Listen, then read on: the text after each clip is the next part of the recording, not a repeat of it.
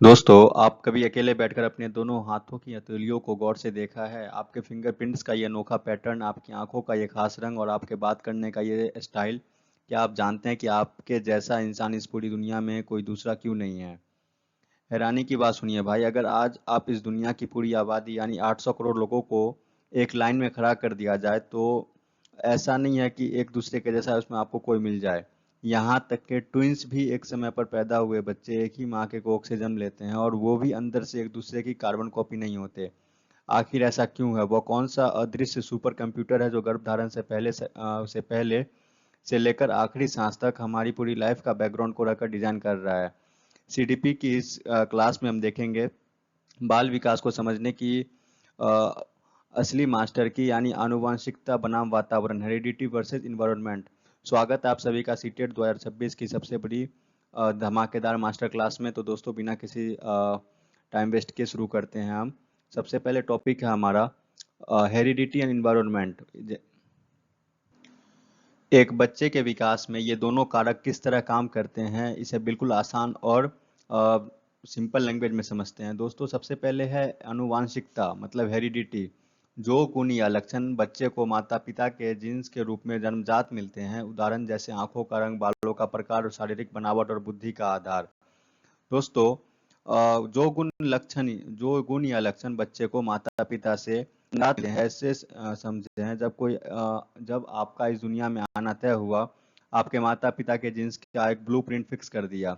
जैसे आपके आंखों का रंग, आपके बालों का प्रकार, आपके शारीरिक बनावट, आपकी बुद्धि और एक आधार, एक जो बेस होता है वो दोस्तों, वो हेरिडिटी, वो जन्मजात होता है, वो पेरेंट्स के ऊपर फिक्स होता है या बिल्कुल फिक्स है, इसे आप बदल नहीं सकते। अब जो दूसरा दोस्तों वो इन्वायरमेंट है। हमारे आसपास की पूरी परिवेश, सामाजिक संस्कृति, स्कूल और परिवार, उदाहरण खान पान, रहन सहन, शिक्षा, दोस्तों का साथ। दोस्तों, वातावरण का मतलब सिर्फ ये आसपास के पेड़ पौधे या नदी नाले नहीं है। वातावरण का मतलब हमारा पूरा परिवेश, हमारा समाज, हमारी संस्कृति, हमारा स्कूल, हमारा परिवार, हमारा खान पान, रहन सहन और हमारे दोस्तों का साथ। तो इन दोनों के मल्टीप्लिकेशन को ही कहते हैं डेवलपमेंट। हेरिडिटी, अगर आपके पेरेंट्स जो हैं बहुत अच्छे काबिल हैं, उनका जो है आईक्यू लेवल बहुत हाई है, वो बहुत अच्छे दिखते हैं, तो उससे ये मैटर नहीं करता कि डेवलपमेंट सही होगा।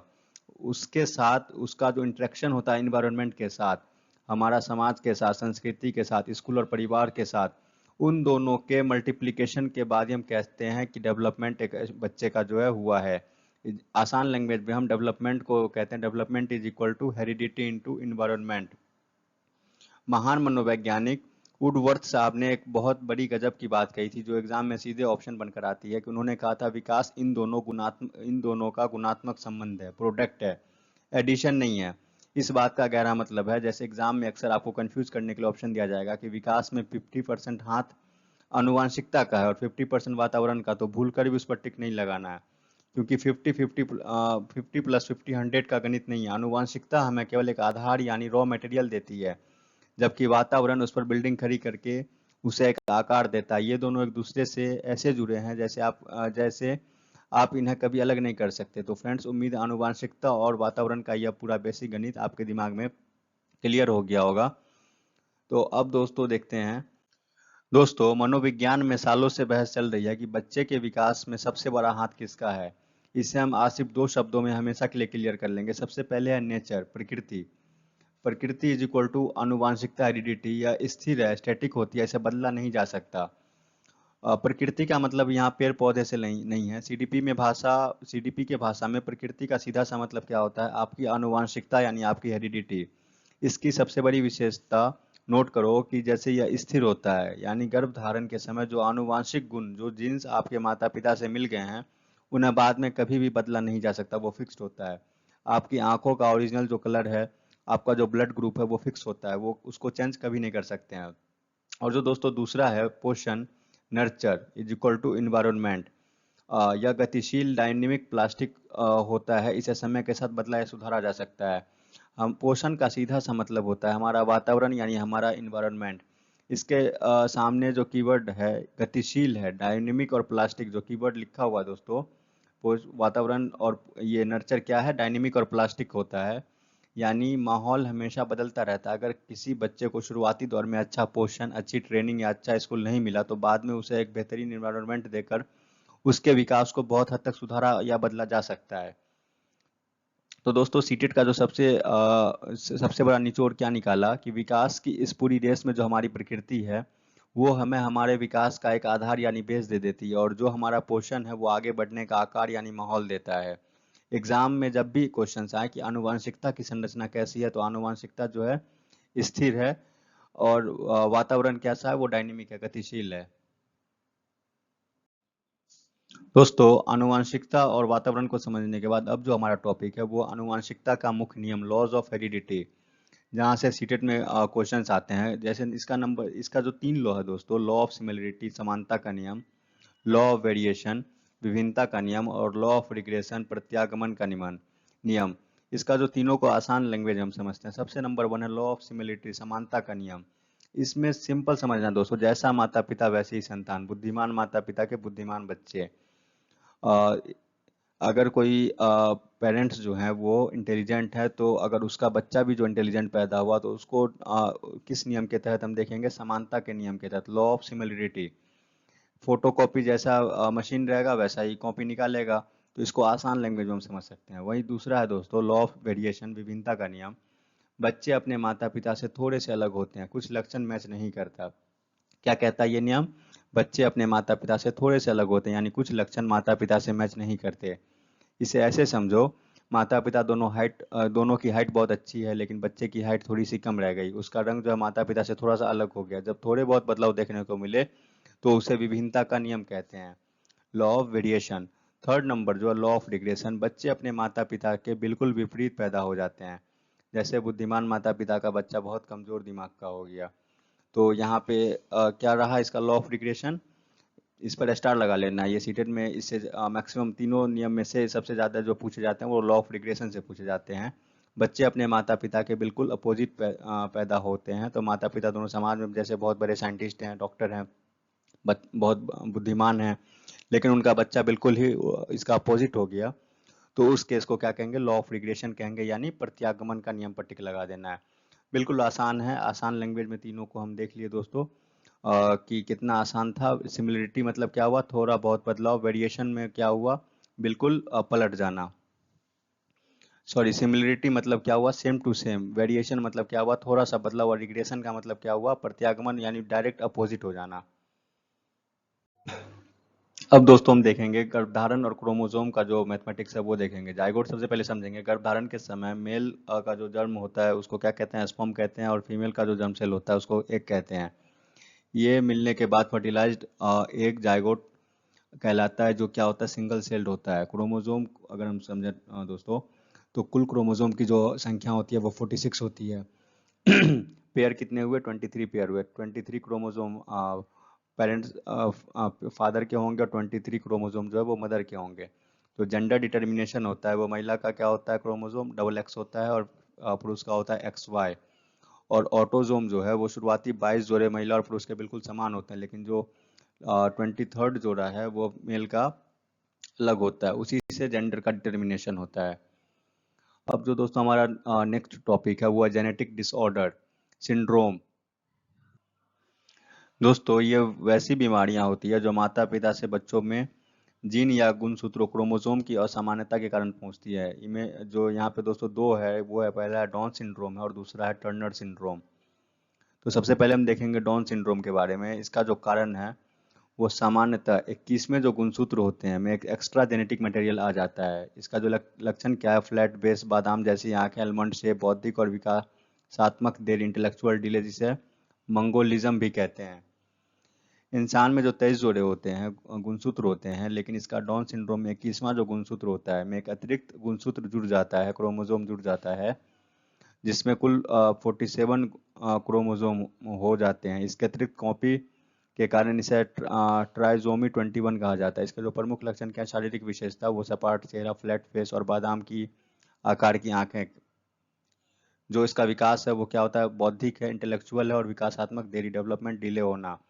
अन्य नाम इसका क्या था दोस्तों, मंगोलिज्म था। जो सेकंड है वो टर्नर सिंड्रोम।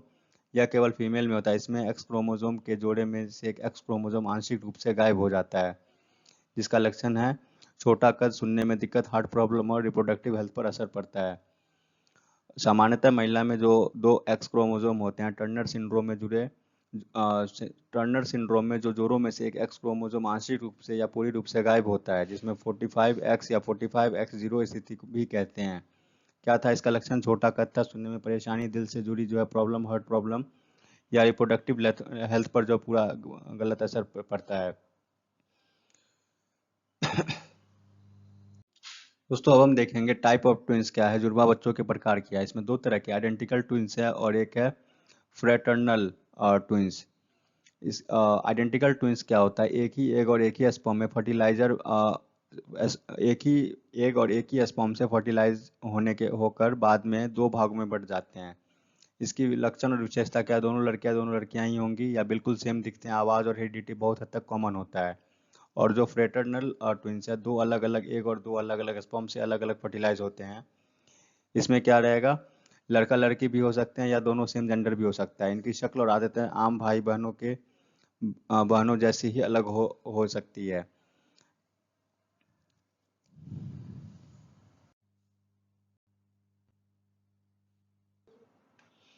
इस टॉपिक के रिगार्डिंग जो 10 ऐसे क्वेश्चन हैं जो आप लोग बना के देखो कितना क्वेश्चन सही हो रहा है। मानव विकास और ह्यूमन डेवलपमेंट के संदर्भ में निम्नलिखित में से कौन सा कथन सही है? विकास केवल हेरिडिटी का परिणाम होता है, या विकास केवल इन्वायरमेंट के द्वारा निर्धारित होता है? विकास आनुवांशिकता पर्यावरण दोनों का योग है, एडिशन है, या विकास आनुवांशिकता और पर्यावरण दोनों की जटिल अंतःक्रिया इंटरेक्शन का परिणाम है? दोस्तों इसका आंसर ऑप्शन नंबर डी, विकास जो है हेरिडिटी और इन्वायरमेंट दोनों का जो इंटरेक्शन से होता है, दोनों के मल्टीप्लिकेशन से होता है। ये एडिशन से बिल्कुल भी नहीं होता, मल्टीप्लिकेशन से होता है। सीडीपी में प्रकृति बनाम पोषण विवाद, नेचर वर्सेज नर्चर डिबेट से क्या तात्पर्य? हमारे आसपास की भौतिक और सामाजिक वातावरण या जैविक विशिष्टताएं या वंशानुगत जानकारी, हेरिडिटरी इंफॉर्मेशन, या एक बच्चे के पालन पोषण की संस्कृति और पद्धतियां, समय के साथ बदलने वाला गत्यात्मक प्रवेश। दोस्तों इसका आंसर ऑप्शन नंबर बी, जैविक विशिष्टताएं या वंशानुगत जानकारी, जो हेरिडिटरी इंफॉर्मेशन होता है वो। थर्ड क्वेश्चन है, विकास के सिद्धांतों के अनुसार आनुवांशिकता या हेरिडिटी को किस प्रकार की सामाजिक संरचना माना जाता है? डायनेमिक है, स्टैटिक है, प्राइमरी है, प्लास्टिक है? दोस्तों इसका आंसर ऑप्शन नंबर बी, जो हेरिडिटी होता है वो स्टैटिक होता है, स्थिर होता है। और जो डेवलपमेंट क्या होता है वो क्या होता है? वो प्लास्टिक होता है, परिवर्तनशील होता है। क्वेश्चन नंबर 4, मानव कोशिका या जायगोट में कुल कितने गुणसूत्र क्रोमोसोम पाए जाते हैं? 23 गुणसूत्र क्रोमोसोम या 46 क्रोमोसोम, 44 क्रोमोसोम या 22? दोस्तों इसका answer option number B, 46 chromosome. Next question number 5, पुरुषों और महिलाओं में शुरुआती कितने जोड़े गुणसूत्र बिल्कुल समान होते हैं जिन्हें ऑटोसोम्स कहा जाता है? 23 जोड़े, 21 जोड़े, 22 या सिर्फ एक जोड़े जो है समान होते हैं? दोस्तों इसका आंसर ऑप्शन नंबर सी, 22 जोड़े समान होते हैं। क्वेश्चन नंबर 6, एक बच्चा जिसके 21वें सूत्र के जोड़े में एक एक्स्ट्रा जेनेटिक मटेरियल आ जाता है, वो किस विकार से ग्रसित होता है? 21वें क्रोमोसोम के जोड़े में एक एक्स्ट्रा जेनेटिक मटेरियल आ जाता है तो वो किस प्रकार के विकार से ग्रसित होता है? इसका आंसर है दोस्तों Down syndrome, option number B. 21वें गुणसूत्र के जोड़े में एक्स्ट्रा मटेरियल आ जाए तो उसे ट्रिजोमी 21 या डाउन सिंड्रोम कहते हैं। इसमें बच्चा का चेहरा क्या हो जाता है? थोड़ा सा फ्लैट हो जाता है और बौद्धिक देरी से आती है। क्वेश्चन नंबर 7, निम्नलिखित में से कौन सा आनुवांशिक विकार केवल फीमेल महिलाओं को प्रभावित करता है जिसमें एक एक्स क्रोमोसोम आंशिक या पूर्ण रूप से गायब होता है? Down syndrome, albinism, Turner syndrome या फिनाइलकीटोनुरिया? क्या है दोस्तों option? Down syndrome, albinism, Turner syndrome या फिनाइलकीटोनुरिया? इसका आंसर है option number C, Turner syndrome.